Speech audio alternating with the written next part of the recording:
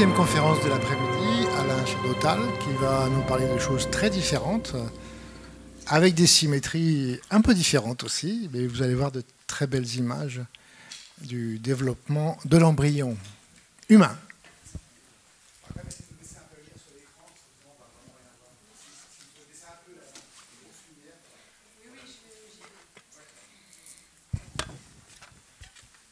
Ça serait mieux. Merci à tous d'être là, malgré effectivement le beau temps. Et on va aussi changer beaucoup de thématiques. Mais il y a des processus dont je vais vous parler et puis des outils qu'on utilise qui ont été développés aussi par la physique. Et on utilise également des outils d'optique pour faire ce qu'on étudie. Donc il n'y a pas de... C'est quand même tout ça, tout est lié. Et il y a de la chimie également. Voilà. Donc moi, je travaille à Paris à l'Institut de la Vision et je travaille également à Lyon dans un hôpital depuis pas très longtemps et un autre laboratoire pour essayer d'appliquer en fait ce qu'on fait là comme travaux à la compréhension des anomalies du développement. Il y a énormément de pathologies diverses et variées qui en fait sont liées à des choses qui vont mal pendant le développement. Et ça, on voit que c'est le cas de plus en plus pour les maladies neurologiques qu'on pensait se déclencher très tardivement. Et en fait, elles sont liées à des petits problèmes qui se passent dans l'embryon vers les 6, 7, 8 semaines de développement embryonnaire et qui vont avoir des répercussions 30 ans plus tard. Donc, il y a tout un tas de travaux maintenant de plus en plus pour arriver à comprendre l'embryon. Donc, je dis qu'il y a plein de pathologies, plein de choses qui se passent, des maladies génétiques, des choses qu'on essaie de comprendre. Vous avez dû entendre parler maintenant des cellules souches. On essaye d'imprimer des organes en 3D, de reproduire le développement dans des boîtes, de produire à partir de votre peau des cellules qu'on va pouvoir vous transplanter pour remplacer votre rétine, remplacer des organes. Et ça, c'est très bien, sauf qu'on ne sait pas comment l'embryon humain se développe. Donc, avant de vous transplanter des cellules, ce serait bien de savoir si les cellules qu'on vous transplante, elles récapitulent effectivement ce qui s'est passé dans le développement embryonnaire. Et puis, malheureusement, le développement embryonnaire humain, on ne connaît pas très bien. Donc, je vais vous montrer un petit peu ce qu'on fait depuis maintenant 7-8 ans au laboratoire pour essayer de mieux comprendre le développement de l'embryon. Et en fait, l'embryon, je vais aller assez vite sur cette partie-là, c'est quelque chose qu'on connaît. L'homme s'est toujours intéressé et toujours été un peu étonné par la grossesse. Ici, vous avez une image vraiment très ancienne d'une Vénus, ce qu'on appelle une Vénus, une femme enceinte représentée ici, donc par des hommes préhistoriques. Et puis, vous avez ici un tableau de Klimt également qui vous montre un exemple de qu'on appelle l'espoir d'une femme enceinte qui ressemble beaucoup à cette Vénus préhistorique. Et là, on ne voit pas l'embryon, donc c'est toujours être un peu mystérieux, il se passe des choses, et puis après, il y a un enfant qui naît, on ne sait pas vraiment d'où tout ça vient et comment ça s'est fait.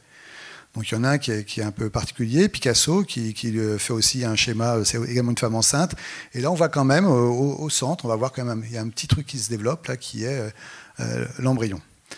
Alors ça a été quelque chose aussi dans l'art. Il y a eu beaucoup de représentations artistiques de l'embryon. Et donc vous aviez au Moyen-Âge, on ne sait vraiment pas comment était l'embryon. Donc là, vous avez Jésus, Saint Jean-Baptiste, et puis vous avez deux petits bonhommes avec des petites auréoles qui ressemblent globalement à un enfant à la naissance déjà.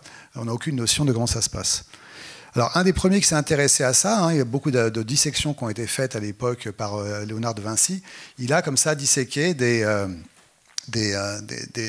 différents cadavres. Et là, il y avait une femme enceinte. Et donc, on voit un fœtus, une des premières représentations anatomiques, essayer de comprendre qu'est-ce qu'il peut y avoir dans le ventre et comment le fœtus est placé. Voilà. Donc ça, c'est une des choses qu'on connaît. Maintenant, on est déjà au XVIe siècle. Et voilà à peu près le type de représentation. Donc là, on va aller un peu plus tard. Donc, on est ici donc à la fin du XVIIe siècle. Alors là, on est encore très très loin, puisqu'on pense qu'à l'époque, il y a une théorie qu'on appelle la préexistence, où on pense que souvent dans les spermatozoïdes, en fait, il y a des petits bonhommes compactés, comme ça, qui sont repliés, un peu comme le dessin d'A Vinci. Et puis, quand le papa va voir la maman, le petit spermatozoïde ici va se développer grâce à la mère, et puis le petit bonhomme va émerger. On pensait aussi parfois que c'était dans l'ovocyte, c'était le contraire. Et ça, c'était notamment la personne une des personnes qui a inventé les premiers microscopes, Nicolas Sartzucker, regardait dans son microscope, était persuadé d'avoir vu ce genre de petites choses-là, et l'avait décrit très précisément, notamment à l'Académie des sciences. Voilà. Alors, il y a eu, là on est maintenant encore une fois 100 ans plus tard, on atteint le 19e siècle, on n'est pas très avancé, si je vous montre des photos du Moyen-Âge, alors ils n'ont plus les auréoles, mais globalement ça ressemble toujours à peu près à la même chose, un petit bonhomme, une fève là qui va pousser petit à petit, mais tout est à peu près déjà en place dès le début, si vous voulez. Donc on est toujours dans cette même idée-là, globalement on ne sait pas ce qui se passe, et on imagine que c'est comme ça que le développement embryonnaire se produit chez l'homme. Alors ça change drastiquement, de manière importante, vers la fin du 19e, le début du 20e siècle. Parce qu'il y a un monsieur qui s'appelait Wilhelm His qui a inventé une machine qui permet de... Alors, il a une idée de solidifier des organes. Vous voyez, ma peau, elle est molle. Vous prenez un tissu, c'est généralement mou, à part les os. Alors, si vous voulez couper un tissu mou, c'est en coupe très, très, très fine, c'est compliqué. Un microscope, pour voir avec un microscope classique, vous avez tous été, je pense, au collège, vous avez vu des microscopes, on vous mettait des lames de verre, les coupes de racines, des machins comme ça. Il faut que votre lumière, elle passe à travers la lame, et donc que ça soit vraiment transparent ce que vous voyez, pour pouvoir le regarder. Vous avez un objectif au-dessus, la lumière qui vient par-dessous, ça va traverser votre lame, et puis vous allez regarder et voir ce qu'il y a dans la lame qui a été colorée. Donc pour ça, il faut une coupe très fine, ça fait souvent quelques dizaines de micromètres. Et alors pour couper des dizaines de micromètres dans un embryon humain ou un autre tissu, un rein, un cerveau, c'est très compliqué parce que c'est mou, donc vous n'allez pas réussir à couper ça facilement. Donc là, ils ont inventé des techniques qui d'abord permettaient de durcir les tissus. Donc on prend des prélèvements, on durcit les tissus, notamment on les met dans la paraffine, et ça devient tout dur, une bougie c'est dur. Et après, ce que lui a inventé, c'est une machine qu'on a appelée le microtome. C'est comme une machine en jambon, ça ressemble vraiment beaucoup, sauf que faire des coupes d'une taille d'une tranche de jambon, ça fait des coupes de quelques microns. Vous pouvez couper jusqu'à 4 micromètres d'épaisseur, 3 micromètres d'épaisseur avec ces machines-là. Donc vous avez un tissu dur, une machine qui coupe très très fin, qui a un rasoir très très fin, et puis vous allez récupérer les coupes pour les mettre sur une lame de verre. Voilà. Et là, il a commencé à s'intéresser au développement de l'embryon, à le regarder, à récupérer des embryons humains, faire des coupes de ces embryons, les colorer, et puis c'est de voir comment étaient les organes à l'intérieur. Parce que là, vous voyez l'embryon, mais vous ne savez pas ce qu'il y a dedans. Donc ça ne vous donne pas beaucoup plus d'informations. On sait maintenant que sa forme change. Vous voyez, ça ne ressemble pas à un petit bonhomme au départ, mais là, ça commence à ressembler comme quelque chose qu'on connaît. Mais ce qu'il y a dedans, les organes dedans, comment ils se développent, on ne le sait toujours pas. Donc, si on fait parce que ces embryons ne sont pas transparents, si on fait des coupes de ces embryons, on va pouvoir voir comment c'est. Je vais vous montrer à quoi ressemble une coupe un peu plus tard. Alors ça a commencé à être... Il était assez connu, il y a eu un autre chercheur assez connu à l'époque, il y a eu une bataille un peu entre les deux, et le grand public a commencé à s'intéresser à l'embryon, en entendant parler en tout cas de comment était l'embryon, et bien sûr ça a intéressé tout le monde, puisqu'on n'avait jamais vu ce qu'il y avait dans le corps humain. Et donc il y a eu pas mal c'est devenu populaire, et il y a eu pas mal de personnes qui ont commencé à se balader dans l'Europe. Vous avez peut-être été dans les musées. C'est à ce moment-là que dans les musées, souvent, on a commencé à avoir des bocaux de formol avec à l'intérieur des embryons pas normaux, ce qu'on appelait des monstres à l'époque. Et ça a intéressé beaucoup les gens. Et donc là, c'est en Angleterre, il y avait une exposition, vous voyez, itinérante dans un musée avec tout un tas de choses, des Aztèques lilliputiens, une Vénus florentine. Et puis, vous aviez également là des bocaux, l'embryologie, l'origine de l'humanité. Voilà, from the smallest particles of vitality to the perfectly formed fetus.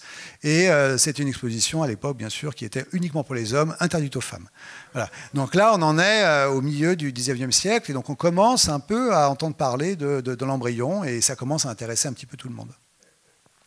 Alors, là où on est passé à une échelle un peu plus grande, et on a commencé vraiment à savoir ce qui se passait dans le corps de l'embryon, comment il poussait, comment ça se passait, c'est grâce à des travaux qui ont eu lieu à un institut aux États-Unis, à Baltimore, qu'on appelle l'Institut Carnegie, qui existe encore, mais qui a beaucoup changé, et qui était à l'université de Johns Hopkins, qui existe également toujours. Et là, il y a un ancien élève de His, Franklin Mall, avec lui, George Streeter, qui a commencé à récupérer des milliers d'embryons. Donc, vous voyez, aux États-Unis, maintenant, on parle d'embryons où là, tout le monde part en courant.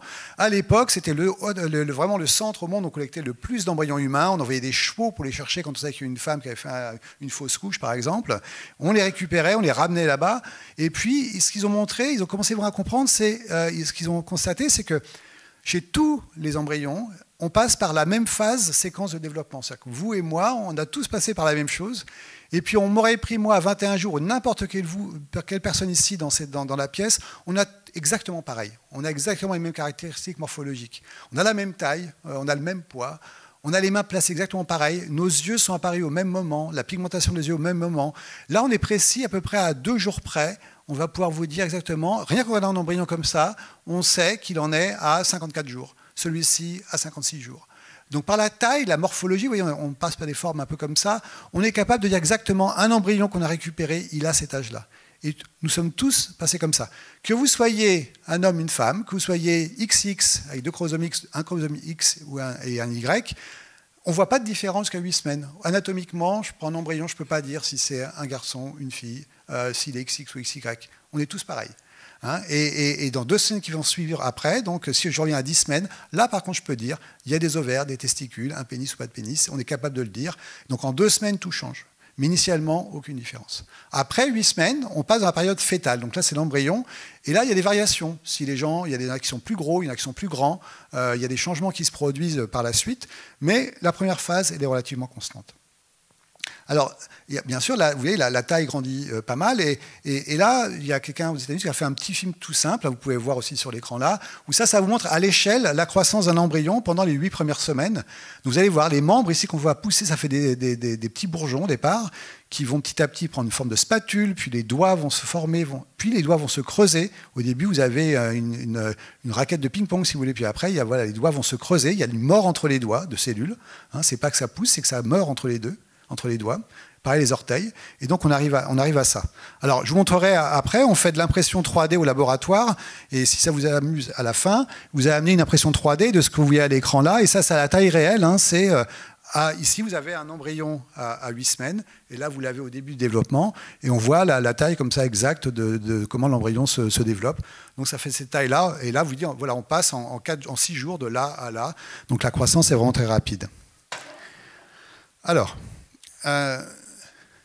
donc je vous dis, ça c'est des connaissances qu'on a, et puis classiquement, si vous faites de la médecine ou si vous voulez apprendre de l'embryologie ou dans des musées, vous allez voir ce genre d'images-là, des moules en cire, on peut voir un embryon humain, on va voir un peu l'intérieur, et tout ça vient d'espèces de coupes qu'on a fait comme ça, donc ça fait quelques micromètres, ça c'est un fœtus de 15 semaines, on va voir le foie ici, le cœur, vous avez le cerveau, une partie des mains, de la colonne vertébrale. Et ces anatomistes, ce qu'ils ont fait, c'est à partir de coupes comme ça, colorées. Vous avez simplement une seule couleur, hein. Vous avez du violet et du blanc et du bleu un peu. Ils vont être capables comme ça de redessiner les organes, et puis après, à partir de coupes, de reconstituer avec des moules en cire la forme qu'avait l'embryon, et ainsi de comprendre comment ces organes se développent. Alors bien sûr, c'est pas mal, mais la précision n'est quand même pas très très grande. Vous allez pouvoir le voir par la suite, par rapport à ce qu'on fait maintenant. Mais tous les médecins actuellement qui apprennent l'embryologie travaillent encore avec des données qui ont été générées entre, on va dire, 1905 et 1948-49. Donc il n'y a pas eu de progrès notable en embryologie depuis. Alors bien sûr, on peut maintenant faire des ultrasons, on va pouvoir voir ce qui se passe dans le développement embryonnaire in vivo, dans la femme enceinte, mais ce qu'on va voir, c'est des surfaces, des cavités. Bien sûr, on ne va pas voir des cellules individuelles dans un embryon. Donc on peut voir quand même pas mal de choses, mais on ne sait pas vraiment comment ces organes se développent de manière très, très, très précise. Alors, ces travaux-là, je vous dis, ça a eu beaucoup d'impact. Le fait qu'on connaisse l'embryon, je vous dis aux États-Unis, joyeusement, on collectait des milliers d'embryons sans problème. Et puis, quand on a commencé à savoir comment c'était, les gens ont commencé à se poser des questions sur l'embryon. Et il y a eu un travail qui a été fait par un photographe, hein, qui est ici, voilà, Lennart Nilsson, qu'on voit là, qui est mort il n'y a pas très très longtemps. Lennart Nilsson, il a fait des photos en utilisant une espèce de fibre optique et un appareil photo classique. Il a fait des photos d'embryons. Il en a fait quelques-uns qui étaient dans le ventre de la femme enceinte, et puis plusieurs qui étaient obtenus par des fœtus après une fausse couche, un accident ou autre. Et puis il a publié ça dans un volume de la revue qui s'appelle Life, qui était une des revues très très célèbres à l'époque. Et ça, ça a eu un bruit énorme à l'époque. Ça a été c'est toujours hein, le volume de ce journal qui était l'issue qui a été le plus vendue au monde. Et ça a tellement eu de succès que l'année suivante, Paris Match a également publié ces images-là. Et ça, c'est un retentissement énorme. Il était invité à la télévision, il a fait un film, il a fait des livres. Et là, les gens ont commencé vraiment à s'intéresser, à comprendre ce qu'était l'embryon, ce qui a changé aussi la façon de percevoir, de dire mince, ça ressemble un peu à un homme. Et ça a changé beaucoup de choses. Et les travaux qu'on fait actuellement, également, on pourra en parler à la fin, ont aussi un impact sur la façon dont certaines lois ont été votées aux États-Unis récemment. Et donc, il y a eu ce genre d'images-là qui ont été générées par Lennart Nilsson. Et celui-ci, cette photo-là, qui est très célèbre, on la voit peut-être un peu mieux là, avec des espèces de petites étoiles autour. C'est ce qu'il a été appelé Spaceman, l'homme de l'espace. Et lui, cette image-là a été votée récemment comme l'image la plus frappante, en fait, du XXe siècle. C'est quand même eu un impact énorme. Elle a été envoyée dans l'espace dans une des sondes voyageurs. Donc, c'est vraiment quelque chose qui... alors maintenant, c'est dans les années 70, mais 80, mais on est vraiment... ça a eu un impact énorme. Voilà, donc l'embryon, c'est quelque chose d'important. Alors là, je n'ai pas le son, mais je vais quand même vous montrer en quoi ça a vraiment même influencé la culture au sens large avec ce film-là. Donc, Vous pourrez le regarder, c'est la dernière minute de 2 millions aussi de l'espace. Alors, j'ai pas le son, donc c'est un petit peu dommage, parce que sans le son, vous n'entendez pas la magnifique musique que vous connaissez tous, je ne vais pas la chanter, hein, de 2 millions aussi de l'espace. Voilà, donc vous l'avez là. Et donc, ça, c'est la dernière minute. Hein, comme je dis souvent, vous étiez probablement tous endormis à la dernière minute du film de Stanley Kubrick. Mais si vous ne l'étiez pas, vous avez dû voir apparaître à la fin du film, le héros qui se réincarne dans ce fœtus qui va regarder la Terre. Et donc, voilà, on voit que ça ressemble beaucoup aux images qu'avait fait Lennart Nilsson. Donc voilà, donc l'embryon, c'est vraiment quelque chose, et le fœtus qui a un impact et auquel tout le monde s'intéresse, mais on ne sait pas bien ce qui se passe.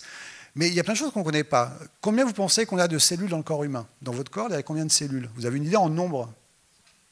Un chiffre, quelqu'un? N'ayez pas peur. Combien il y a d'étoiles dans la galaxie? Ça, il y en a qui le savent, je pense, non? Combien il y a d'étoiles, à peu près? Quelques centaines de milliards. Vous pensez qu'il y a plus ou moins de cellules dans le corps humain?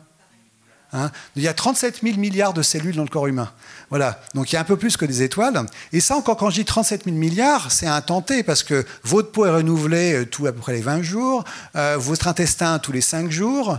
Pendant le développement, vos neurones vont perdre la moitié. On en a 86 milliards dans notre cerveau adulte, après il n'y en a plus, mais dans le développement, on en a produit 200 milliards. Donc le nombre de cellules est absolument énorme. Et encore, je ne compte pas les 37 000 milliards de bactéries que vous avez dans l'intestin. Voilà. Donc, et ça, c'est des valeurs qu'on connaît que depuis peu, et on ne sait pas du tout, dans un embryon, au cours du temps, comment ces cellules vont apparaître. Donc c'est vraiment oui, on a une méconnaissance de globalement la composition des organes, et puis de la composition des embryons. Parce que techniquement, c'est compliqué à étudier. Alors, vous prenez un tissu, vous avez un organe, vous avez de n'importe quel animal, vous voyez bien que globalement, il n'y a pas beaucoup de couleurs. Le sang est un peu coloré, vous avez des pigments un peu dans les yeux, mais globalement, on n'a pas de couleur. Si je fais une coupe d'un tissu de n'importe quel de vos organes et que je mets sous microscope et que je n'ai pas mis de colorant, on ne voit rien. On voit un truc transparent. On ne voit pas les cellules dedans, on peut jouer un petit peu sur des propriétés optiques pour deviner des choses, mais on ne voit pas grand-chose. Et en fait, dans vos cellules, vous avez ce qu'on appelle des protéines, des lipides, de l'eau, des acides nucléiques, de l'ADN. Et ces protéines-là, en fait, elles sont souvent, dans les différents types de vos cellules, vous avez des protéines qui sont différentes. Dans vos muscles, vous avez une protéine qui s'appelle la myosine, qu'on ne va pas trouver dans les neurones. Dans les neurones, vous avez des protéines qui sont spécifiques des neurones qu'on ne va pas trouver dans les muscles. Dans le sang, dans les globules rouges, vous allez trouver de l'hémoglobine. Vous n'avez pas d'hémoglobine dans vos neurones. Et donc, comme ça, on peut trouver des protéines qu'on va dire qui sont spécifiques d'un type cellulaire particulier de votre corps humain. Alors ça, c'est intéressant, c'est-à-dire que si je veux voir une protéine particulière, ce que je peux faire, alors maintenant on ne fait plus comme ça, mais il y a encore quelques années on faisait comme ça, j'allais prendre un bout de cerveau humain, par exemple, j'allais le broyer, j'allais l'injecter à un lapin dans son sang. Le lapin a développé des anticorps, vous avez entendu parler des anticorps, je pense que Covid, je pense que vous êtes tous à jour là-dessus. Donc on injecte à un lapin des extraits de cerveau humain, il va produire des anticorps contre les protéines de cerveau humain, je vais récupérer les anticorps du lapin, je les mets sur une coupe de tissu embryonnaire par exemple, et puis les anticorps du lapin, ils vont se fixer ils vont reconnaître sur la coupe les protéines qui sont à la surface des neurones humains. Parce qu'ils vont réagir là-dessus. Le lapin a répondu à la présence de protéines humaines, pas en réagissant contre elles. Et donc, ils vont se fixer sur les protéines de cerveau, mais pas sur les protéines de foie. Je n'ai pas injecté du foie humain au lapin, j'ai injecté des protéines de cerveau. Et donc, ce qu'on va faire comme ça, c'est qu'on va utiliser ces anticorps-là contre plein de types cellulaires différents, plein de protéines spécifiques de certaines cellules. Et puis, on va les mettre sur des coupes classiquement. Alors j'ai mis mes anticorps, c'est bien, mais un anticorps, c'est pas fluorescent. Donc quand vous faites un rhume ou autre, vous n'allez pas devenir fluorescent tout d'un coup. Donc ce qu'on fait, c'est qu'on rajoute un anticorps autre. Donc j'ai fait ça chez le lapin, j'ai pris des protéines de lapin que j'ai injectées à un âne, par exemple. J'ai pris du sérum d'âne et j'ai un sérum maintenant contre l'anticorps de lapin. Et là, ce que j'ai fait, c'est qu'on colle à ces anticorps une molécule qu'on dit fluorescente. C'est-à-dire c'est une molécule, quand on balance un laser dessus, de la lumière, elle va émettre dans une certaine longueur d'onde. Et donc, normalement, j'ai ma protéine avec un anticorps fixé dessus.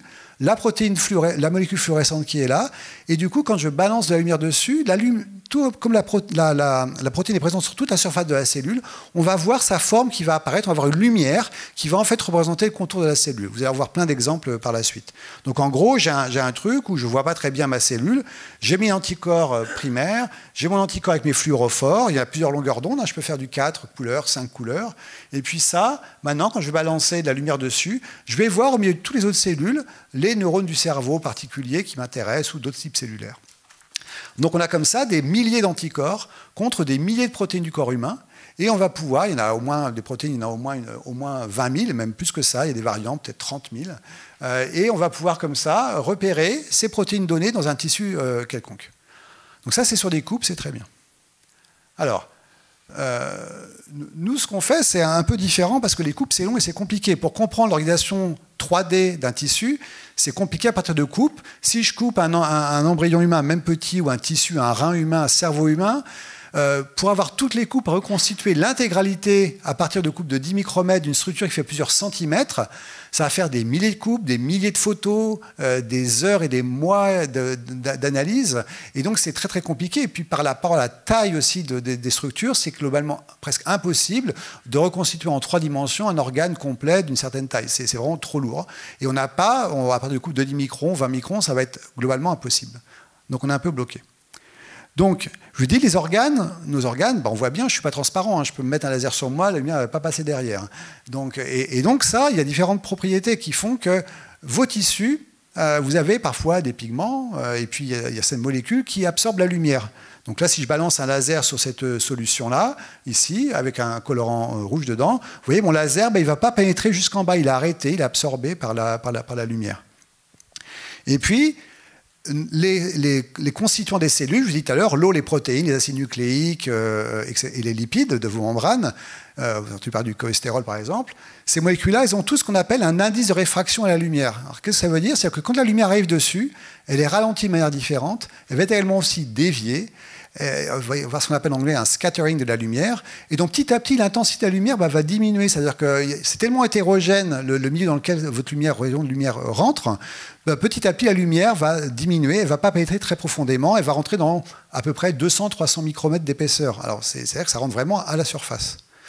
Et donc ça, je vous dis par exemple, là il y a un exemple, vous avez deux béchers en verre, en pyrex, un petit et un grand. Vous voyez bien qu'il y en a deux, il y en a un petit à l'intérieur, un grand, et ça on le voit parce qu'il y a du verre, de l'air entre les deux, du verre et puis de l'air. Donc l'indice de réfraction de l'air c'est 1, celui du pyrex c'est 1,5 à peu près.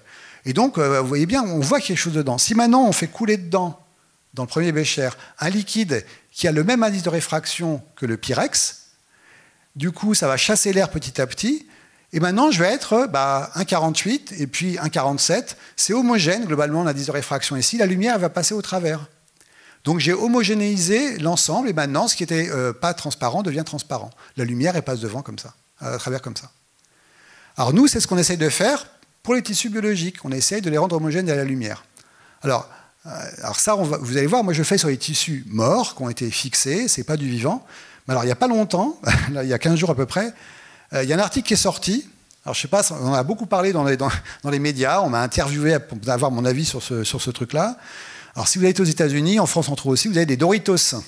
Les Doritos, ils ont une couleur rouge-orangée qui est liée à un colorant qui s'appelle la tartrazine, qui n'est pas du tout un colorant toxique, vous en mangez des Doritos, et ça t'en mange beaucoup aux États-Unis, et ce n'est pas pour autant qu'ils sont transparents. Ça n'empêche que ce qui a été fait avec ce travail-là, ce qu'ils ont fait, c'est qu'ils ont fait une solution de tartrazine, donc ils ont dilué ça, et puis ils l'ont appliqué sur la peau de souris et sur différents tissus. Et là, ce qu'ils ont fait, ce qui n'était pas bête, c'est qu'ils ont également homogénéisé, ils ont tellement saturé avec ce colorant-là la peau, c'est que du coup, ils ont homogénéisé l'indice de réfraction de la peau. Elle est devenue le même indice de réfraction de la tartrazine. Et ça, c'est encore dans une longueur d'onde qu'on peut voir. Et donc, du coup, la peau de la souris est devenue transparente. Alors, ça devient rouge. Et donc, il y a un exemple ici. Alors, ils ont fait beaucoup de manip avec du blanc de poulet. On voit qu'on est aux États-Unis. Donc, vous voyez, là, il n'est pas transparent. Et puis, si on le met dans une solution de tartrazine, là, ça accélère, bien sûr. En 10 minutes, la solution de blanc de poulet va devenir transparente à la lumière. Si je remets dans l'eau, ça redevient opaque. Je remets dans la tartrazine, ça redevient transparent. Alors ça, c'est un morceau, mais ils l'ont fait sur de la peau de souris. Là, la souris, ils ont juste enlevé les poils. Ils ont mis la peau dessus. Là, c'est tout rouge parce que la solution est rouge, mais elle n'est pas morte. Et on peut voir maintenant ces organes à l'intérieur. on peut du coup de nouveau la rendre opaque, puis la remettre transparente, et on peut voir ce qui se passe dans le corps de la souris. Alors, j'ai demandé au journaliste qui m'avait trouvé s'il avait demandé à la personne de Stanford s'il avait mis ça sur sa peau. Il a dit non, non, j'ai pas fait ça. C'est quand même la première chose qu'on aurait dû faire, qu'il aurait dû faire, pour voir si on peut voir les organes humains. Et je pense qu'il y aura des développements là-dessus par la suite, mais c'est quelque chose d'assez intéressant. Donc, vous voyez, donc il y a beaucoup de choses sur la transparence, et ça peut marcher également avec du vivant, mais moi, je fais pas ça avec du vivant. Alors, nous, ce qu'on fait, c'est pour homogénéiser des tissus biologiques, on enlève l'eau en déshydratant avec des alcools, on solubilise les lipides avec des solvants, on prend un solvant, et puis on va enlever tout le gras avec le solvant, et on ne garde que les protéines, et on met tout ça dans un milieu à la fin qui a le même indice de réfraction, les protéines fixées. Donc vous avez des protéines, une solution qui a le même indice de réfraction, et tout devient transparent. Donc là, vous avez un cerveau... voilà, je reviens en arrière. Hop, voilà, ici. Donc vous avez... Ah, mince, attendez, encore là, voilà, on va y arriver. Donc vous avez ici un cerveau de souris qu'on a fixé, qu'on appelle blanchi ensuite avec de l'alcool, on peut le déshydrater, et puis on l'a mis dans 2 solvants sur la nuit, et puis il devient pratiquement complètement transparent à la lumière. Alors là, on a des anticorps qu'on avait mis avant, donc on a des anticorps qui sont fixés dessus, et avec la fluorescence, et le processus qu'on fait là ne change pas les anticorps, ils sont toujours collés aux molécules qui sont sur les cellules, et ils sont toujours fluorescents. Donc il faut imaginer qu'on a incubé par exemple des anticorps contre des protéines du cerveau, des anticorps contre les protéines des vaisseaux. On a ça qui sont fixés sur les échantillons, on rend tout transparent à la lumière, et maintenant je vois mes cellules, théoriquement, avec dessus ces protéines fluorescentes. Oui, donc ça marche assez bien. Et on a des collègues qui l'ont fait, par exemple, avec une souris entière. Donc Ali Ertur qui a développé ce procédé qu'on voit ici. Là, il arrive à rendre entièrement transparent une souris intégralement, un cerveau humain entier ici, un œil entier. On a un autre collègue au Japon, Hiro Ueda, qui est à Tokyo et qui, lui, a utilisé une autre technique qui peut rendre transparent n'importe quelle bestiole, y compris, vous voyez, des insectes, des poissons. On peut tout rendre transparent complètement à la lumière. Donc, c'est quand même des techniques assez intéressantes. Alors, après, vous avez un échantillon qui est gros, il va faire plusieurs centimètres parfois. Et un microscope classique, c'est compliqué. Donc, on utilise des microscopes particuliers qu'on appelle des microscopes à feuilles de lumière. Et donc, en gros, on va transformer un rayon laser, comme celui-ci, qui va être un point. On va en faire une feuille. Avec et je ne vais pas rentrer dans les détails, on va faire une feuille et on va éclairer un échantillon transparent de part et d'autre avec 2 faisceaux laser dont l'épaisseur fait à peu près 4 micromètres. Et en gros, ce qu'on va faire, c'est qu'on va éclairer tout un plan d'un seul coup dans l'échantillon. Et on a une caméra en haut du microscope qui va prendre une photo de chacun des plans. Donc, au lieu d'éclairer que vous faites d'habitude par en dessus, par en dessous, là, on éclaire tout un plan en même temps. On a une photo qui va être prise de chacun des plans. Et l'avantage, c'est qu'on peut déplacer l'échantillon tellement vite qu'on va scanner, on va pouvoir faire une image d'un cerveau de souris avec 4 couleurs en 10 minutes. En 10 minutes, on aura tout scanné avec une résolution de 4 micromètres. On aura des milliers d'images qui ont été prises en 4 minutes de chacun des plans dans lesquels on a pu repérer où était la fluorescence, où étaient les cellules. Donc là, c'est de la 2D. On envoie ça vers un ordinateur et on reconstruit l'image en 3 dimensions. On n'a pas fait de coupe à la main, c'est le laser qui a découpé virtuellement le tissu. Alors ça peut donner des images comme ça, c'est intéressant pour certaines choses. Donc là, c'est un embryon qui n'est pas un embryon humain, où on peut voir certains neurones. Et vous voyez, c'est des structures un peu compliquées. Si on devait étudier ça en coupe et comprendre comment c'est pas facile, puisque ça a une forme tordue. Et ce que vous avez là, en fait, c'est un embryon de serpent. On va voir sa tête ici. On travaille aussi sur l'évolution. Il y a sa petite langue, qu'on voit peut-être ici un peu mieux, qui a déjà 2 parties. Et ça, c'est ce qu'on appelle un serpent des blés, qui a cette forme-là. Et en fait, le serpent est dans une coquille. Ils ont des œufs aussi, comme les poulets. Et pour un problème de place, il vaut mieux pousser en tire-bouchon. Alors, on s'intéresse à l'évolution des espèces. J'ai un nouveau postdoctorant qui s'intéresse aux reptiles, aux oiseaux. Il va dans le monde entier récupérer des bestioles. Et on s'intéresse au développement des muscles, des artères dans ces animaux. Et donc là, il m'a donné ce film-là hier. Donc celui-là, on a plusieurs marqueurs. On va voir ici en bleu le squelette. À un moment, vous allez voir les muscles en rouge. Et puis également des artères. Alors là, vous avez la tête, bien sûr. Vous avez la queue de cet animal. Donc voilà, c'est pas une souris. Et puis ses pattes. Donc là, vous allez voir les muscles. Maintenant, on peut voir différentes structures. Le truc bizarre au milieu, avec des ressorts, c'est les poumons, ce qu'on voit ici. Et puis, vous avez l'intestin. Et puis là, on va rentrer dans la tête. Vous avez les artères de l'animal. Et en fait, cet animal, c'est un lézard, ce qu'on appelle l'anole de Cuba. Donc, il a cette forme-là au départ. Et donc, on essaie de comprendre comment les muscles ont évolué dans les différentes espèces. Alors, Ça, c'est un autre exemple. On a trouvé une méthode de labo pour enlever aussi les pigments des yeux. Les yeux sont pigmentés. Ça résistait pour l'instant à toutes les techniques pour rendre transparent les tissus. Et donc là, maintenant, c'est une tête de souris dans laquelle on arrive, à partir de nos images, on a utilisé un anticorps contre certains neurones qui sont exprimés, cette protéine est présente dans les neurones de votre œil qui sont connectés au cerveau. Et on va voir comme ça, ici, les deux yeux, ce qu'on appelle le nerf optique, et ici le chiasme optique. Et ça, on peut extraire cette information d'une tête entière de souris qu'on a rendue transparente et qu'on image avec le microscope en quelques minutes. Donc il y a quand même un peu d'informatique pour réussir à faire ce travaux-là. Alors, là, je vais juste montrer quelques exemples de ce qu'on fait sur l'embryon et on s'est intéressé au développement de la tête. Alors la tête, c'est un truc qui est quand même assez compliqué, comme vous le savez tous, et assez précieux également. Hein. Il y a le cerveau dedans, on entend par la tête, vous buvez par votre tête, vous goûtez par la tête, je parle avec ma tête. Et ça, c'est pas quelque chose qui était présent sur les espèces les plus anciennes, hein. C'est apparu assez relativement tardivement. Et puis ça permet de faire plein de choses. Et donc c'est une structure également qui est très complexe. La façon dont la tête s'assemble est vraiment compliquée, ce qui fait qu'il y a beaucoup de malformations du développement de personnes qui ont des anomalies de développement de la tête. 10 minutes, oui. Et donc là, vous avez un exemple de comment la tête se met en place. Donc, vous voyez, les changements en 4 semaines, on passe d'une structure qui ressemble à ça, hein, voilà, à quelque chose qui ressemble quand même un peu plus à un être humain. Et vous avez des fusions des deux moitiés de la tête, plein de choses qui se passent. Mais voilà, ça, on connaît ça. Le reste, après, de ce qui se passe dans le développement de la tête humaine, ce n'est pas hyper bien connu. Il y a des travaux anciens sur le développement des artères, par exemple, qui vont aller dans le cerveau. Ça date de 1948. N'importe quel médecin qui apprend le développement des artères se base sur des travaux qui datent de 1948. Donc c'est bien, mais on peut faire, je pense, un peu plus précis. Alors, nous, voilà le genre d'image qu'on est capable de produire. Donc là, vous avez un embryon humain de 8 semaines. On va voir ici l'œil, un bras, une oreille. En rouge, vous avez les muscles. Et puis, en bleu, ce sont tous les nerfs qui sont présents dans l'embryon, qui vont vers la peau, vers d'autres organes. Vous voyez un peu la complexité qu'on a par rapport au moulage en cire. Et donc là, on va voir un exemple avec un film cette fois-ci. Donc là, c'est l'image, vraiment, c'est ce qui sort du microscope. On a juste rajouté des couleurs. On peut mettre ce qu'on veut. On a mis du bleu, du rouge et du blanc pour le squelette. Et donc là, vous avez 3 choses qu'on a pu visualiser. Des cellules du squelette, des cellules des muscles et puis les nerfs. Et donc voilà le genre d'image. Là, on va rentrer dans la tête. Donc vous allez voir la densité donc, des tissus. Et puis ce qu'on fait, c'est qu'on va prendre des structures et puis on va rajouter des fausses couleurs. On va pouvoir, comme ça, vous avez 12 nerfs crâniens, qu'on appelle 12 nerfs dans la tête, qui vont à différentes structures. Bien sûr, ils n'ont pas, avec notre technique, on n'a pas 20 couleurs différentes, mais on va pouvoir isoler en 3 dimensions certaines structures. Là, les muscles qui font bouger l'œil. Vous avez 6 muscles qui font bouger votre œil, plus 1 qui fait bouger la paupière, qui reçoivent des nerfs, qu'on peut marquer également. Et donc là, ce qu'on voit, c'est un nerf qui va faire, par exemple, aller vers un seul muscle qui fait bouger votre œil vers le haut. Ce muscle-là, c'est le muscle qui fait bouger votre œil latéralement. Et comme ça, on peut voir tous les muscles à partir dans un embryon et tous les nerfs qui vont sur ces muscles. Donc nous, on arrive à une précision d'à peu près de 1 ou 2 micromètres. Et on est capable, comme ça, de cartographier le développement de tous les muscles du corps humain et de tous les nerfs du corps humain à différents âges. Donc là, vous avez ce qu'on appelle la capsule nasale, le nez, le nerf olfactif, et puis comme ça, l'ensemble de la tête. Donc on peut comme ça faire des dissections virtuelles et puis commencer à cartographier avec des vraies données en 3 dimensions comment l'embryon se met en place. Alors, ça c'est une image il y a quelques années de M. Zuckerberg, très content, qui avait quand même prévu qu'il y aurait effectivement que la réalité virtuelle prendrait probablement un essor assez important dans la vie de tous les jours.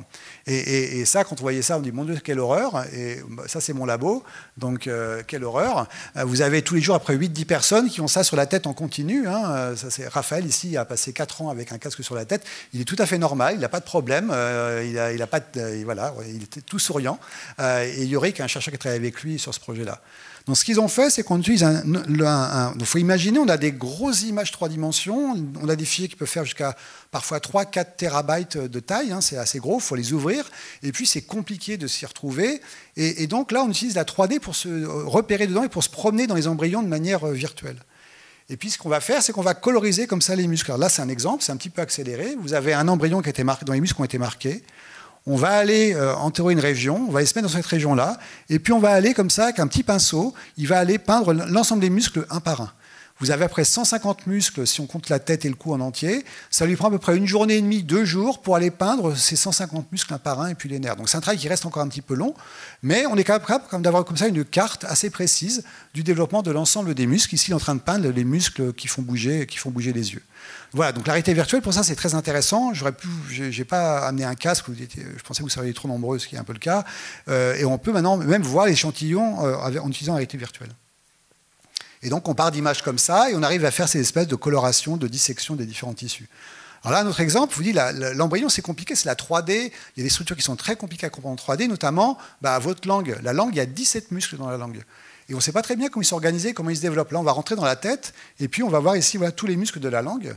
En arrière de la langue, vous avez votre larynx et pharynx. Et là, il y a également des muscles, il y a du cartilage. Et ça, c'est vraiment des structures très petites chez l'embryon. Et là, on arrive à voir tous les nerfs qui vont sur la langue, tous les muscles de la langue, comprendre comment ça se met en place en regardant à différents âges. Et puis, on arrive vraiment comme ça à avoir une idée de comment les organes se mettent en place.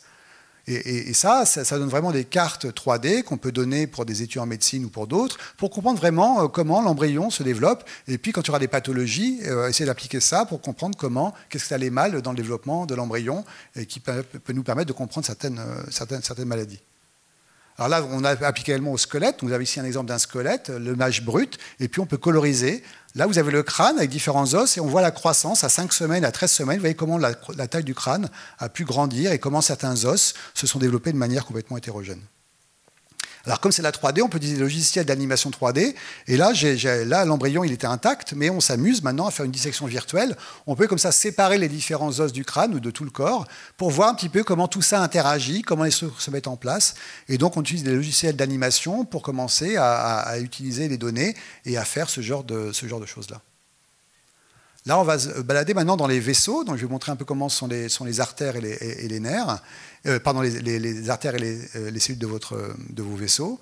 Donc, en rose, on va voir tous les petits vaisseaux, ce qu'on appelle les capillaires. Vous allez voir, c'est une vraie éponge à cet âge-là. Et puis, en bleu, on verra les artères. Et là, encore une fois, on peut voir dans un échantillon l'intégralité des vaisseaux à un temps donné. Donc là, vous voyez l'embryon en rose. On va peut-être mieux sur les écrans. Vous allez voir, on va rentrer un petit peu à l'intérieur. En bleu clair, vous allez voir arriver toutes les artères. Donc, on peut voir dans un échantillon, on va voir toutes les artères du corps humain. La tête est ici, les bras sont là. On arrive à les cartographier, et là maintenant on va voir tous les os en même temps. Donc on peut comme ça marquer jusqu'à plusieurs types cellulaires et comprendre vraiment comment tout s'organise dans le développement. Si on zoome, vous allez voir un peu tous les petits points que vous voyez partout, ça c'est vraiment les capillaires, donc c'est très très dense, c'est vraiment hyper dense à cet âge-là. Et puis après ça va se remanier et puis suivre la croissance des organes. Donc globalement, si on a des bons anticorps, on peut voir n'importe quel organe. Alors juste deux images pour si je suis le roi. Voilà. Il y a beaucoup d'organes du corps qui se développent comme les branches des arbres. Vous avez tous vu des branches, des coraux, ça pousse, il y a un tronc, puis il y a 2 branches, puis les 2 branches donnent 2 branches de plus, etc. Les coraux, c'est pareil, et puis ce qui est le plus à l'extérieur, ici c'est plus jeune, le plus vieux c'était le tronc, donc cette branche-là est plus vieille que celle qui est là. Alors ça, vous le voyez très facilement dans la nature, mais c'est un peu moins clair pour vous que c'est la même chose dans votre corps quand ça pousse. En fait, il y a plein d'organes qui poussent de la même façon. Un truc qui pousse, qui va se ramifier. Donc ça, c'est vrai pour la glande mammaire, c'est vrai pour la prostate, c'est vrai pour des glandes dans la bouche qu'on appelle la parotide, vos glandes qui sont sous la langue, vos glandes lacrymales, le pancréas. Ce sont des organes qui ont commencé par un petit bourgeon qui s'est divisé un certain nombre de fois. Alors, ce qui est le plus frappant, et ça, vous avez tous vu des images, c'est le poumon. Le poumon, il y a votre trachée, des bronches, et puis ça se ramifie de plus en plus en bronches, en bronchioles, et ça se met en place dans le développement. Dans le développement embryonnaire, donc ça c'est une étudiante qui s'appelle Megumi, qui est une japonaise qui a fait ce travail-là, le poumon, il bourgeonne à partir de votre tube digestif. C'est un peu particulier. À 4 semaines de développement, vous avez un machin qui pousse devant, là, qui va donner poumon droit, poumon gauche. Après, ça va se séparer pour donner la trachée. Et puis, rapidement, il y a 6 semaines, il a cette forme-là. Le poumon, on voit différentes branches de part et d'autre, et donc ça commence à se ramifier. Mais en fait, si on regarde, à 6 semaines, vous avez déjà toutes les branches principales qu'on trouve dans le poumon adulte. Il y a déjà la forme du poumon, elle est déjà obtenue dès 6 semaines, et après ça fait que pousser, se ramifier de plus en plus. Alors là, on n'a que quelques bronches, mais on a commencé à étudier le nombre qu'il y avait, la croissance. On ne sait pas très bien combien, on a du mal à aller plus loin que 14 semaines de développement, mais on pense qu'il y a peut-être à peu près 2 millions de branches qui se forment par poumon au cours du développement. Donc ça vous donne un peu une idée. Et bien sûr, étudier ça sur la base de coupe histologique de 10 micromètres, ça serait totalement impossible. Et donc là, on utilise notre technique pour faire de l'image 3D. Et après, on utilise tout un tas de logiciels, également de ce qu'on appelle du deep learning ou de l'intelligence artificielle aussi, pour l'apprentissage machine, pour pouvoir réaliser des squelettes, où on est capable, à partir de ces squelettes, de reconstituer la longueur des branches, les angles des branches, leur mode de division. Et donc là, on génère des données qui sont absolument énormes, et on travaille avec des mathématiciens et modélisateurs qui sont en Angleterre. Et là, on est capable maintenant, on a vraiment fait pas mal de travaux, on est capable de dire exactement comment ces différentes branches qu'on voit plus tard chez l'adulte naissent, comment elles se divisent, et on sait maintenant que, là, par exemple, elles vont se diviser tous les 4 jours. Hein, c'est ça qu'on a pu trouver. Et donc, vous avez un poumon ici à peu près 5-6 semaines. Et puis, ici, vous voyez à quoi il ressemble à 11 semaines. Là, c'est simplement une partie du poumon. Et comme ça, on peut faire aussi des impressions 3D avec nos données. Donc, je vous ai amené un exemple qui est là-bas, là, sur la chaise, je pourrais le montrer après, où on a comme ça des impressions 3D. Ça, c'est un poumon embryonnaire qu'on a bien sûr imprimé plus gros pour pouvoir le voir, où on arrive à voir tout l'ensemble des branches. Voilà. Donc je vais m'arrêter là, juste pour vous dire qu'il y a énormément de travaux sur l'embryon, vous avez entendu parler des travaux sur le génome humain, à peu près l'équivalent en ce moment sur des atlas cellulaires humains, soit de l'adulte, soit du développement. Il y a des milliers de personnes dans le monde qui s'intéressent, essaient de cartographier avec des techniques modernes comment les cellules sont, combien il y a de cellules, combien il y a de types cellulaires dans le développement, et ça c'est pour mieux comprendre également ce qui se passe après dans des pathologies. Et voilà, donc c'est toutes les affiliations, et puis je vous remercie. Merci.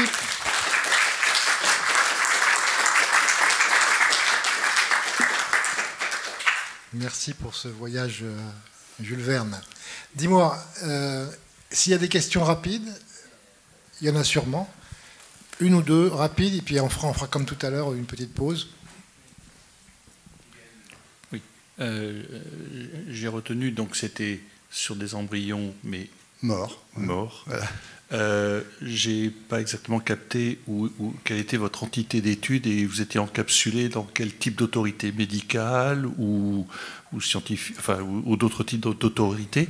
Et donc, avez-vous aujourd'hui dans votre plan, bien sûr, on peut imaginer tout ce que vous avez envie de faire. Quelles sont les limites qui vous ont été données, peut-être sur l'âge de l'embryon, sur lequel jusqu'où on vous autorise de manipuler, mort, bien sûr, et point de suspension. Au-delà, quelle est votre autorité? Quel est le comité éthique qui encapsule vos recherches? Donc moi, je suis à la fois scientifique et je travaille aussi dans un hôpital, donc j'ai 2 types d'affiliation. Et ce qu'on fait à la fois un intérêt scientifique, bien sûr, et puis un intérêt médical quand vous étudiez des tissus pathologiques avec des embryons mal formés, ou même. Alors on ne fait pas que de l'embryon, hein. La limite, il n'y en a pas, puisqu'on étudie des tissus adultes également. Hein. Donc j'ai des prélèvements, par exemple, de pathologies de tumeurs. On essaie de comprendre comment les tumeurs sont organisées. On a différents tissus pathologiques de foie pour comprendre comment il y a des anomalies de développement du foie dans des foie cirrhosé, par exemple. Donc, il n'y a pas de limite, on peut étudier n'importe quel tissu. Et après, alors en France, si vous avez des embryons jusqu'à 14 semaines maintenant post-conception, c'est un peu issu d'avortement, il n'y a pas de problème. Et après, donc ça, c'est bien sûr régulé par des dons que font les donneuses. Elles ont des consentements qu'elles signent, qui sont validés par l'Europe, par le comité d'UNICERM, par l'Agence de la biomédecine. Et elles ne sont pas rémunérées, elles donnent un accord, elles connaissent le programme et elles le signent un document. Donc c'est bien encadré. Et après, pour les âges qui sont plus tardifs, vous avez en fait en France des possibilités aussi de avoir des fausses couches. Ou alors il y a parfois des avortements qui sont, du coup, par contre, d'interruptions de grossesse qui sont médicales. Et là, il n'y a pas de limite. Ça peut arriver pratiquement jusqu'à la naissance. Si la mère est à risque ou si le fœtus n'est pas viable, vous pouvez avoir une interruption de grossesse qui peut être à 26 ou 27 semaines. Donc là, il y a parfois des besoins de faire de l'anatomopathologie pour comprendre ce qui s'est passé, et on peut récupérer certains tissus du coup, qui sont un peu plus vieux pour comprendre certaines étapes plus tardives. Donc en gros, vous pouvez étudier depuis... Alors, la limite, c'est pas la limite tardive qui est compliquée, c'est la limite précoce. Vous n'avez pas récupéré les embryons à 3 semaines de gestation. Hein, ça va être très compliqué. 4 semaines, donc globalement, vous commencez à en avoir à peu près vers 5-6 semaines, mais pas avant. Voilà. Alors, oui, c'est pas une ressource qui est rare. Hein. En France, vous avez 237 000 avortements par an. Et globalement, quand vous demandez pour les prélèvements, il y a à peu près 90% des femmes qui acceptent de donner leurs échantillons pour la recherche. Donc c'est quelque chose qui est assez classique. Bien sûr, on n'en marque pas 237 000, on en a très très peu, mais c'est quelque chose qui nous permet voilà, d'avancer dans ce genre de connaissances-là. Excusez-moi, on avait dit des questions rapides. Oui, bien sûr, bien sûr. Oui. Monsieur, vous avez une question? Tout est encadré, bien Monsieur, sûr. vous avez une question? Oui. Est-ce que ça a déjà débouché sur des résultats intéressants en termes de pathologie, ou est-ce que pour le moment on est encore dans la découverte gratuite? Là, pour l'instant, on est vraiment, même c'est le but initial de cet atlas cellulaire, qui, encore une fois, qui est à la fois pour l'adulte, pour le pédiatrique et puis pour l'embryon. C'est déjà tellement compliqué que pour l'instant, on s'est focalisé sur le normal. Comprenons le normal. Et là, on commence, c'est pour ça que je suis à Lyon maintenant en partie, on commence à se dire qu'on est au point pour commencer à s'intéresser aux pathologies. Donc on a commencé à le faire. Ça se fait également pour le diabète, le cancer. On commence maintenant, les différents laboratoires, à s'intéresser aux pathologiques. De la même façon, quand les gens ont cherché le génome humain, pendant des années, c'était le génome normal. Et après, on s'est intéressé sur cette base-là, on a pu comprendre la normale. Et donc, on en est à peu près à ce point-là. Maintenant, on voit bien qu'au départ, on a dit non, on ne va vraiment pas faire de pathologique. Et là, maintenant, je pense qu'on est mûr pour commencer à utiliser ces technologies-là pour arriver à comprendre l'origine et ce qui se passe dans certaines pathologies. Donc, c'est vraiment... là, c'est la phase à laquelle on est, c'est ça. Donc, dans quelques années, je pense que ça sera vraiment très courant pour étudier des anomalies diverses et variées. Merci. Donc je vous propose quelques minutes pour que ceux qui veulent entrer entrent et ceux qui souhaitent sortir sortent. Et on reprendra dans quelques minutes pour une autre exploration plus lointaine avec les exoplanètes.